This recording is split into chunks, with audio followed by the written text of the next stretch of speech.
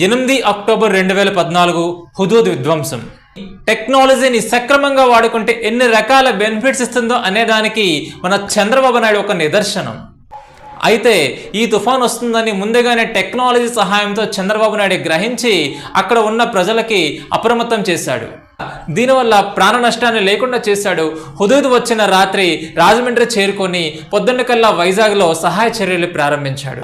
కొందరు చెత్త విధవలు మాత్రం మానవత్వం అంటే మరిచిపోయి ఇష్టానుసారంగా నిత్యావసర వస్తువు రేట్లని పెంచేశారు. ఈ విషయాన్ని తెలుసుకున్న చంద్రబాబు మొహమాటం లేకుండా వాళ్ళపై కొరడాన్ని గొలిపించడం జరిగింది. ఈ విధంగా 6 రోజుల పాటు వైజాగ్లో ఉండి అలుపు లేకుండా 64 సంవత్సరాల ముఖ్యమంత్రి 18 గంటల కంటే ఎక్కువ పనిచేస్తూ అక్కడ ఉన్న ఎంతో మంది జీవితాలను చెక్కదిద్దిన తర్వాతే అక్కడి నుంచి బయలుదేరడం జరిగింది. ఇక వైజాగ్ పని అయిపోయిందన్న వాళ్లకు అతి తక్కువ కాలంలోనే వైజాగ్ను పునర్నిర్మించి మళ్ళీ పూర్వ వైభవాన్ని